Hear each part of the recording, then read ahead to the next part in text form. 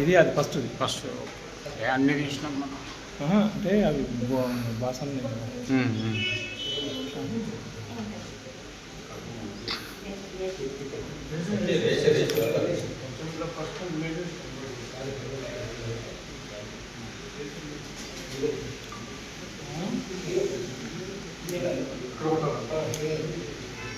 వినయ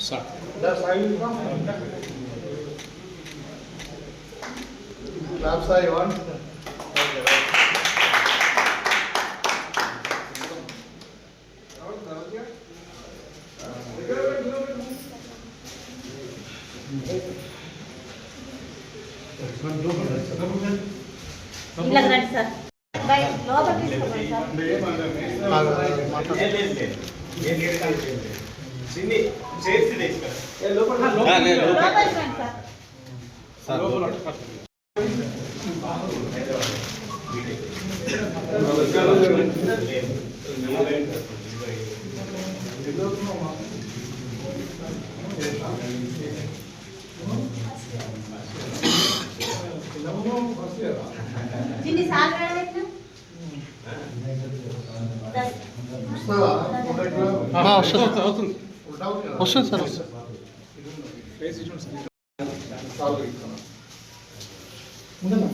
సందీప్ దగ్గర సందీప్ అన్న సార్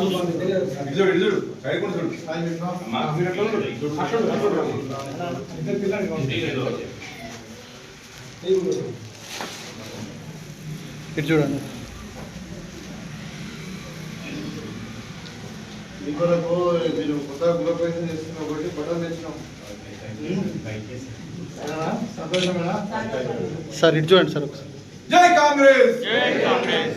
రేవంత్ రెడ్డి గారి నాయకత్వం, ఉప రెడ్డి గారి నాయకత్వం. జై కాంగ్రెస్, జై కాంగ్రెస్. Okay sir.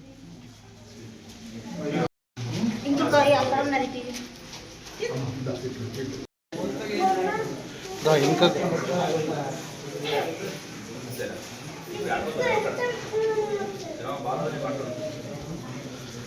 రాములన్నా కానీ కానీ కానీ కానీ కానీ తొందరగా సార్ కలెక్టర్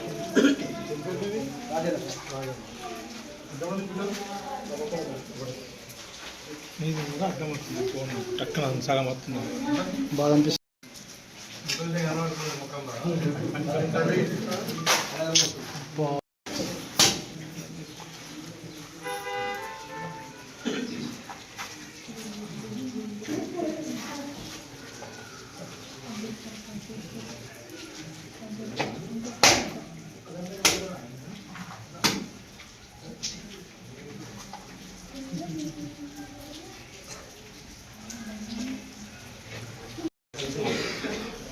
చూడండి.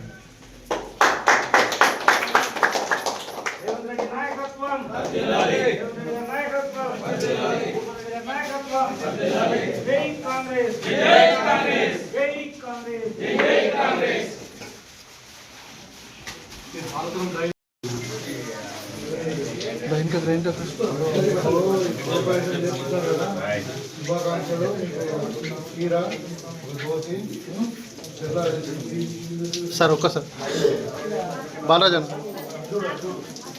అమ్మ ఇటు చూడండి. ఓకే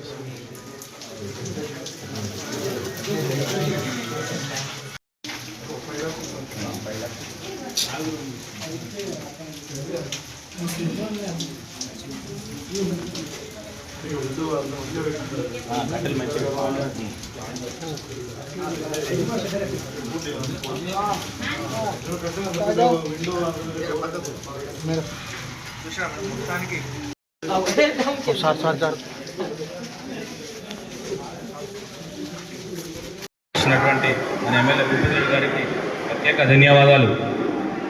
ఈరోజు మన ఇంద్రమ్మ అంటే మనకు ఎన్నో రోజులు కళ ఉండే ఆ కళ నెరవేర్చిన కాంగ్రెస్ పార్టీకి మనం ఎల్లకాలం రుణపడి ఉంటామని కోరుకుంటున్నాను. ఎందుకంటే మనకు మండలంలో మన ఊరిని పైలట్ ప్రాజెక్ట్ చేసిన కొద్ది అల్లరి చేయకండి ప్లీజ్. అల్లరిలో మన ఊరిని పైలట్ ప్రాజెక్ట్ ఎన్నుకున్న ఆఫీసర్స్ నాయకులకు ప్రత్యేక ధన్యవాదాలు. మన ఊరుకు ఇలా 118 ఇండ్లు వచ్చినాయి. మనం ఇలా 57 ఇండ్లు కట్టుకుంటున్నాం అంటే చాలా గొప్పగా గౌరవించవలసిన విషయం. ఎందుకంటే మన దగ్గర అన్ని గుడిసెలు ఉన్నాయి, పాత ఇండ్లు ఉన్నాయి, ఇంకా కూడా మనకు ఒక 30 ఇండ్లు మిగిలిపోతున్నాయి. కొత్తగా మనోళ్ళు కావాలని అడుగుతున్నారు. ఎమ్మెల్యే గారిని నేను రిక్వెస్ట్ చేస్తూ ఉన్నా, ఇంకొక 30 ఇండ్లు సార్ మాకు కావాలి. వచ్చిన మాకు కొంతమంది ఇండ్లు జాగలేక కానీ వాళ్ళకి కొన్ని సమస్య ఆర్థిక ఇబ్బంది ఉండడం కానీ వాళ్ళు కట్టుకోలేకపోతున్నారు. ఇంకా కొద్దిగా అడిషనల్గా ప్లేసులు సెట్ అయినాయి సార్. వాళ్ళకు ఇంకో 30 ఇండ్లు కావాలని రిక్వెస్ట్ చేస్తున్నాం సార్. ఈరోజు ఏంటంటే మనకు పైలట్ ప్రాజెక్ట్ సందర్భంగా మనకు చాలా లబ్ధి పొందినాము. ఈ కాంగ్రెస్ ప్రభుత్వం వచ్చినాక మనకు ఎంత లబ్ధి పొందినామని మీ అందరికీ తెలుసు. ఇలా మనకు రేషన్ కార్డులు కావచ్చు, 10 ఏళ్ళ నుంచి బంద్ అయిన రేషన్ కార్డులు మనకి ఇలా ప్రతి పిల్లవాడికి ఇలా బియ్యం వస్తున్నాయి. మనకు రైతు ఆత్మీయ బంధువుల సమావేశం కింద మనకు ఇలా విధాన 6,000 రూపాయలు అక్కడికి ఇస్తున్నారు. ఇవన్నీ మనం గమనించాల్సి కాంగ్రెస్ ప్రభుత్వం మనకు ఏది చేస్తుందో మనం ఎల్లకాలం రుణపడి ఉండాలని నా యొక్క మనవి. ఏదేమైనా ఇలా మన పైలట్ ప్రాజెక్ట్ ఎందుకున్నందుకు సార్కు ప్రత్యేక ధన్యవాదాలు సార్. Thank you sir. ఈరోజు ఇంద్రమ్మ ఇల్లు ప్రారంభోత్సవానికి సీతాయపేట గ్రామానికి ఇచ్చేసినటువంటి పెద్దలు, గౌరవనీయులు, మన ప్రియతమ నాయకులు, మన నియోజకవర్గ శాసనసభ్యులు డాక్టర్ భూపతి రెడ్డి గారి సార్ గారికి దర్పల్లి మండల కాంగ్రెస్ పార్టీ తరఫున శుభాభివందనాలు తెలియజేస్తూ, మరి మనం ఎన్నో రోజులు కలగట్టినటువంటి ఈ యొక్క ఇంద్రమ్మ ఇల్లు ముఖ్య విషయం ఏంటంటే 10 సంవత్సరాలు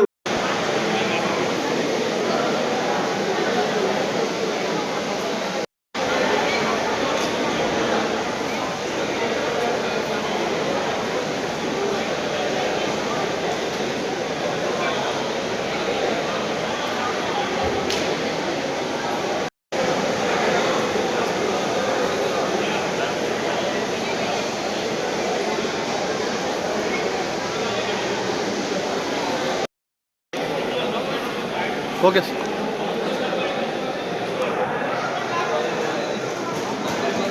ఈరోజు మన కాంగ్రెస్ ప్రభుత్వం వచ్చినాక ప్రతి ఇంటికి రేషన్ కార్డు అది మనం గమనించాలి.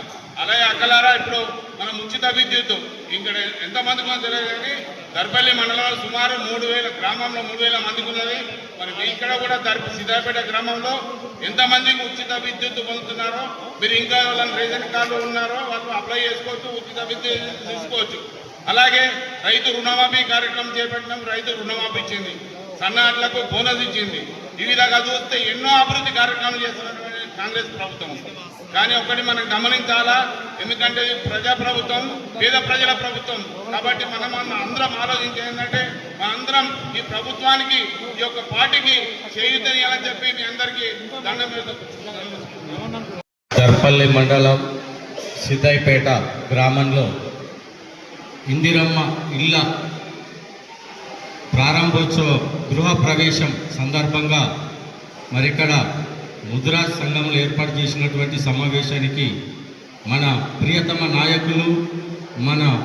నాయకులు డాక్టర్ భూపతి రెడ్డి గారు అతిథులైనటువంటి వారు, అదేవిధంగా మా పార్టీ అధ్యక్షులు బాలరాజు గారు, అదేవిధంగా వేదికపై ఉన్నటువంటి పెద్దలు మంత్య నాయక్, మనోహర్ రెడ్డి, అదేవిధంగా రాములు గారు, పేరు పేరున అందరికీ ఈ సందర్భంగా శుభాకాంక్షలు, మీ అందరికీ కూడా ధన్యవాదాలు, శుభాకాంక్షలు తెలియజేస్తున్నాం.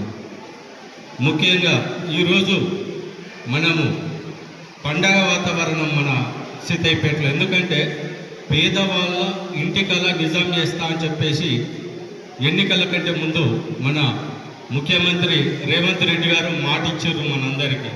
ఆ మాట ప్రకారం ఈరోజు మన సిద్దాయిపేట గ్రామానికి 111 ఇండ్లు వస్తే మరి ఇప్పటి వరకు గృహ ప్రవేశానికి సుమారు 5 నుంచి 10 ఇండ్లు రెడీగా అయినాయి. మిగతా ఇండ్ల పనులు కూడా మరి చురుగ్గా కొనసాగుతున్నాయి. ఈరోజు ఏవైతే రెడీగా ఉన్నాయో ఒక 5 ఇండ్లల్లో మరి మన ప్రియతమ నాయకులు భూపతి రెడ్డి గారు ప్రారంభోత్సవం మరి గృహ ప్రవేశ కార్యక్రమాన్ని నిర్వహించడం జరిగింది. అదేవిధంగా రేవంత్ రెడ్డి గారు ఎవరైతే ఇంట్లోకి వెళ్ళిరో వాళ్ళకు బట్టలను కూడా కుటుంబానికి ఇవ్వాలంటే మన డాక్టర్ భూపతి రెడ్డి గారు మన ఎమ్మెల్యే గారు మనందరికీ గృహ ప్రవేశ సందర్భంగా వాళ్ళకు బట్టలను కూడా భార్యాభర్తలకు పిల్లలకు అందరికి ఇవ్వడం జరిగింది.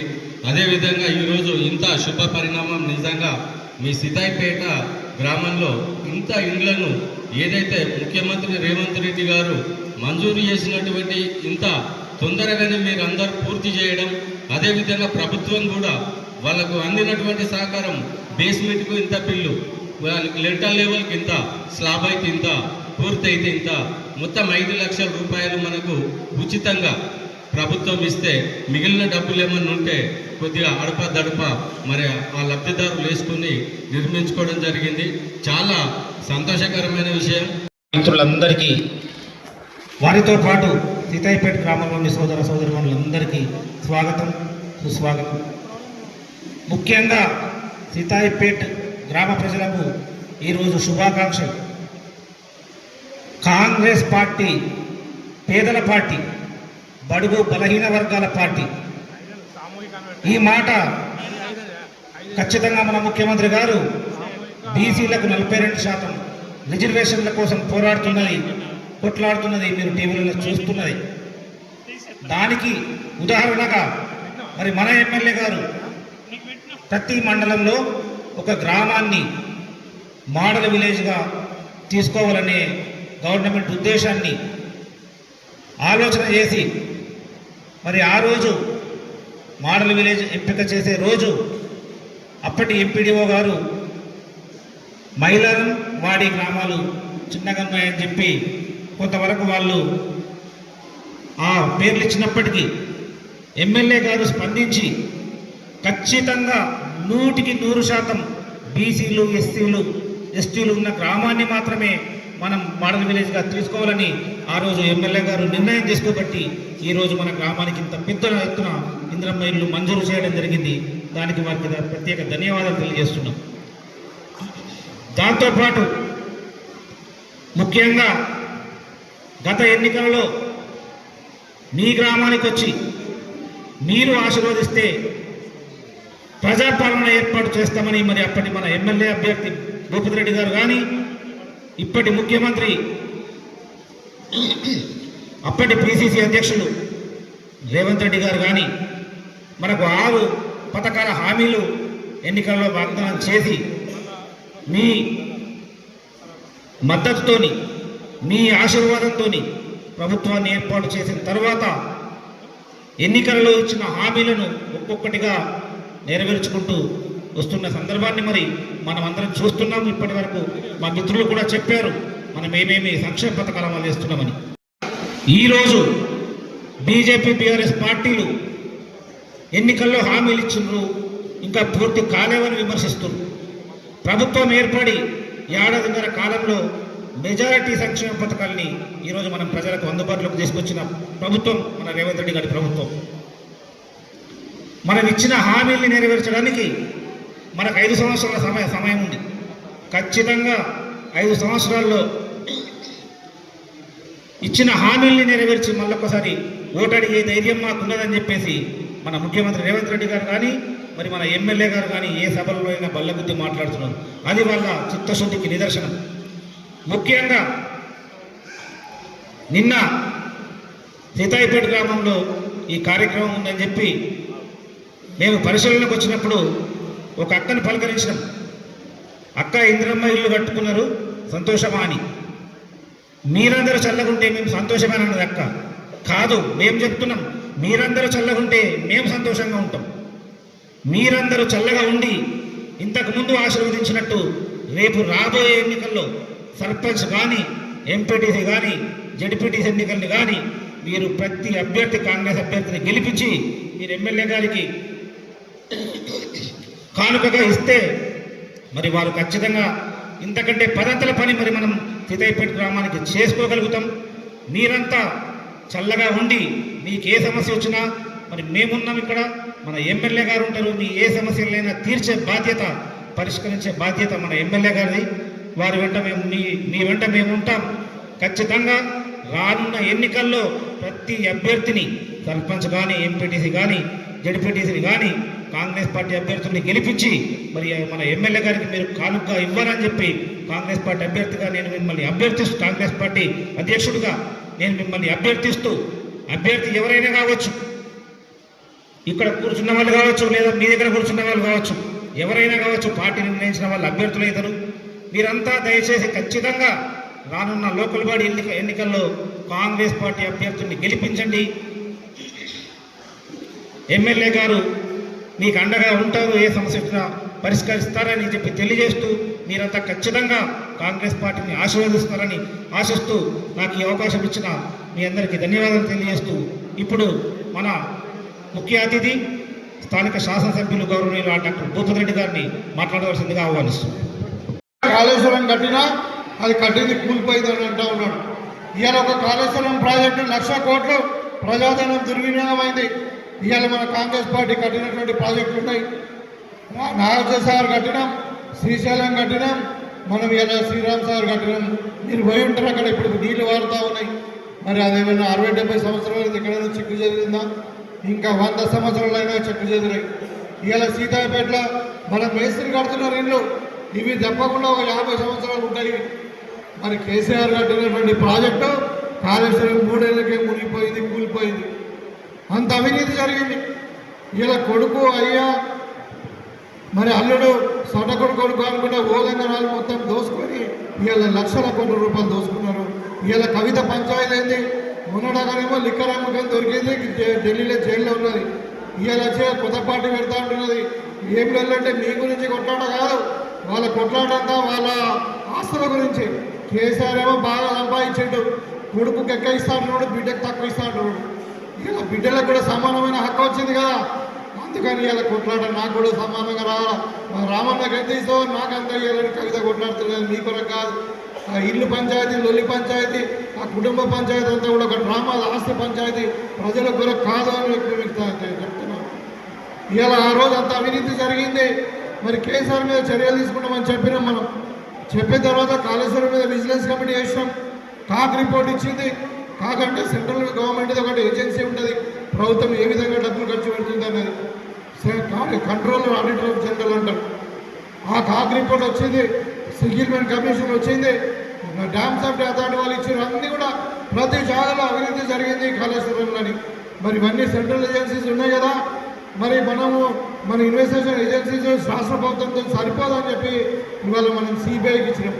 కేసీఆర్ మీద చర్యలు తీసుకోండి, కేసీఆర్ మీద మన అవినీతిని బయట మొత్తం మనం మళ్ళీ మన డబ్బులు మనకు రావాలి అని చెప్పి మనం సిబిఐకి అప్పచెప్తే ఆ రోజు అన్నారు కిషన్ రెడ్డి, ఇలా కేంద్ర మంత్రి ఉన్నారు బీజేపీలో, బండి సంజయ్ ఉన్నాడు, బీజేపీలో ఉన్నటువంటి 8 మంది నాయకులు అన్నారు, ఎంపీలు. వాళ్ళు ఏమన్నారు, మీరు దమ్ము ఉంటే సిబిఐకి అప్పచెప్పండి, మేము వారం రోజుల్లో కేసీఆర్ సంగతి ఏదో తెలుస్తామని చెప్పి. మరి ఇలా ఏమైంది, 45 రోజులైంది మన సిబిఐకి అప్పచెప్పి. ఇలా కిషన్ రెడ్డి మాట్లాడుతున్నాడు, బండి సంజయ్ మాట్లాడుతున్నాడు, గుండు మాట్లాడుతున్నాడు. ఎందుకు వాళ్ళు ఇద్దరు కలిసిపోయారు. ఇలా టీఆర్ఎస్ వాళ్ళు బీజేపీ వాళ్ళు కలిసి ఉన్నారు కాబట్టి కేసీఆర్ మీద ఏం చర్య తీసుకుంటలేరు. ఇవాళ జిఎస్టీ తగ్గింది, మరి జిఎస్టీ తగ్గించినామని చెప్పి మీరు పండుగ వేసుకోవాలని మాట్లాడుతూ ఉన్నారు. మరి జిఎస్టీ ఎప్పుడు పెట్టారు? 2017లో పెట్టారు. ఎవరు పెట్టారు? ఇదే మోడీ ప్రభుత్వం కాదా? ఇవాళ మేము లెక్క తీసినాం, ఒక్కొక్క కుటుంబానికి నెలకు 15,000 రూపాయలు ఎక్కువ ఖర్చు అయింది జిఎస్టీ చేయబట్టి. మరి ఇలా 7 సంవత్సరాలకు లెక్క పెడితే ఒక్కొక్క కుటుంబం 16 లక్షల రూపాయలు కేంద్ర ప్రభుత్వానికి ట్యాక్స్ రూపాయలు కట్టింది. మరి ఇన్ని రోజులు పేదలను పీడించి 16 లక్షల రూపాయలు కట్టించుకున్నటువంటి బీజేపీ పార్టీ ఇవాళ మరి తూతు మంత్రంగా జిఎస్టీ తగ్గించి మళ్ళీ సెలబ్రేషన్ అంటా ఉన్నారు. మీరు గమనించండి, ఇవాళ కాంగ్రెస్ పార్టీ వచ్చిన తర్వాత మహిళలకు పెద్దపీట వేస్తూ ఉన్నాం. ఇవాళ మహిళలు ఎవరైనా అకాల మరణం చెందితే వాళ్ళకు 10 లక్షల రూపాయలు బిఏ పాలసీ ఉంది. ఇంకా లోన్ రుణమాఫీ చేయడానికి 2 లక్షల రూపాయలు కూడా రాణిస్తలేరు. మనకు రావాల్సిన ప్రాజెక్టులను రాణిస్తలేరు, మనకు రావాల్సిన రిజర్వేషన్ రాణిస్తలేరు. మరి దేని కొరకు వాళ్ళకు ఓట్లు వేసి మనం గెలిచి మనం ఢిల్లీకి పంపించినట్టు. అందుకని వాళ్ళకి బుద్ధి చెప్పాలా. వాళ్ళ దేవుని పేరు మీద రాముని పేరు మీద మరి ఎలక్షన్ రాగానే వాళ్ళకి దేవుడు గుర్తుకొస్తాడు. నక్షత్రాలు పంపించి మరి రాముని పేరు మీద ఓట్లాడుతూ ఉన్నాం. మరి రాముడు వచ్చిందా ఇవాళ మూడుతోనే వెళ్ళిపోతాడా? మనం అందరం హిందువులం కామా, మన రామభక్తులం కామా? మరి అసలైన రామభక్తులం మనమే. మరి బీజేపీ వాళ్ళంతా కూడా మోడీ భక్తులని నేను తెలియజేస్తా ఉన్నా. కాబట్టి మతం పేరు మీద ఈ కులం పేరు మీద ఓట్లు అడిగే వాళ్ళని గమనించండి. మీరు మనకు ఎవరైతే ఇల్లు కట్టిస్తారో, ఎవరైతే ఉద్యోగాలు ఇస్తారో, ఎవరైతే మనకు అన్నం పెడతారో, ఎవరైతే మనకు మన జీవితాలకు బాగుపడేటట్టు ప్రోత్సహిస్తారో మరి ఆ పార్టీకి మీరు మరి ఆదరించారు కూడా. గతంలో మరి మీరు ఓట్లు వేయడం వల్లనే మన కాంగ్రెస్ పార్టీ అధికారంలోకి వచ్చింది. ఇంకా రాబోయే కాలంలో సీతాపేటలో ఏది అవసరం ఉన్నా ఇలా నేను ఇది 3వ సారి రావడం సీతాపేటకు 20 నెలల్లో 3వ సారి వచ్చిన. మీకు అర్ధరాత్రి ఏది అవసరం ఉన్నా కానీ నేను వస్తాను. మనకు దర్పల్లిలో వరదలు వచ్చినాయి, మనకు బీరప్ప తాండ కానీ అదేవిధంగా ఏది నడిపి తాండ కానీ మరి ఇక్కడ వాడిలో ఊళ్ళలో నీళ్ళు వచ్చినాయి. చాలా ఇల్లు కొట్టుకపోయినాయి, కొన్ని ఇల్లు కూలిపోయినాయి, రోడ్ల మీద పంటలు ఖరాబ్ అయిపోయినాయి, రోడ్లు కొట్టుకపోయినాయి. ఇక అదే రోజు వరద నేను 11 గంటలకు 8 నుండి 11 గంటలకు 3 గంటల మధ్యలో వచ్చింది. ఫ్లాష్ ఫ్లడ్ వచ్చింది. మరి 12 గంటలకి నేను వాడిలో ఉన్నాను. అది నేను ఇవాళ మీకు ఎంబడ 24 గంటలు మీకు అందుబాటులో ఉంటా. మీకు ఏ సమస్య వచ్చినా మీ మంచి చెడు ఖచ్చితంగా మీ యొక్క తమ్ముడిలాగా మీ యొక్క బిడ్డలాగా నేను మీకు అన్ని విధాలుగా అండగా ఉంటాను. సీతాపేట గ్రామాన్ని మరి ఇదే ప్రేమ అభిమానంతో కాంగ్రెస్ పార్టీని గౌరవించండి, ఆదరించండి. తప్పకుండా మీకు అన్ని విధాలుగా ఈ గ్రామాన్ని మరి మండలంలోనే నెంబర్ 1 గ్రామంగా తీర్చిదిద్దడానికి కావాల్సిన చర్యలన్నీ కూడా అభివృద్ధి ఫలాలన్నీ కూడా మీకు అందిస్తామని చెప్పి కోరుకుంటూ మరి ఇంత వర్షం పడ్డా కానీ తక్కువ టైంలోనే మరి ఇంత చక్కటి కార్యక్రమాన్ని ఆర్గనైజ్ చేసినటువంటి మరి మీ సీతాపేట గ్రామ పెద్దలకు అదేవిధంగా మరి కాంగ్రెస్ పార్టీ యూనిట్కి అందరూ కూడా మరొకసారి ధన్యవాదాలు తెలియజేసుకుంటూ సెలవు తీసుకుంటూ ఉన్నాను. జై కాంగ్రెస్. ఇవాళ మరి ఏది ఆర్టీసీ బస్సులు ఉచితంగా ఇస్తా ఉన్నాం. మరి అదేవిధంగా రేషన్ కార్డు కూడా మహిళల పేరు మీద ఇస్తాం. మీరు గమనించండి ఇలా పార్టీ యొక్క ఆలోచన విధానం. ఇలా రైతులకు కూడా కరెంట్ 24 గంటలు మనం ఫ్రీగా ఇస్తా ఉన్నాం. నాణ్యమైన విత్తనాలు, నాణ్యమైన ఎరువులు ఇవాళ ఇవ్వడం వల్లనే ఇవాళ మనము నిజామాబాద్ జిల్లా మన నిజామాబాద్ రూరల్ నియోజకవర్గం ముఖ్యంగా నెంబర్ 1 స్థానంలో ఉంది. ఇలా వ్యవసాయ ఉత్పత్తులలో మనమే 2,80,000 మెట్రిక్ టన్నుల వరిధాన్యాన్ని మనం పండించలేకపోయినసారి. ఇవాళ మొత్తం నిజామాబాద్ జిల్లా 8 లక్షల మెట్రిక్ టన్నుల వరిధాన్యాన్ని మనం వ్యవసాయంలో పండించడమంటే మరి వ్యవసాయం ఏ విధంగా అభివృద్ధి చెందిందో ఇవాళ రైతులు రాజు చేయడం అంటే మరి ఇదే.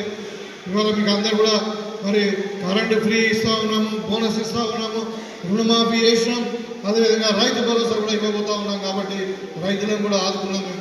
ఇవాళ బీసీ రిజర్వేషన్ గురించి మాట్లాడుతూ ఉన్నాం. మనం బీసీల జనాభా 56% ఉందని మనం లెక్కలు తేల్చి మరి చెప్తే ఇవాళ బీజేపీ టీఆర్ఎస్ అది బీసీ రిజర్వేషన్కు సపోర్ట్ చేయట్లేదు.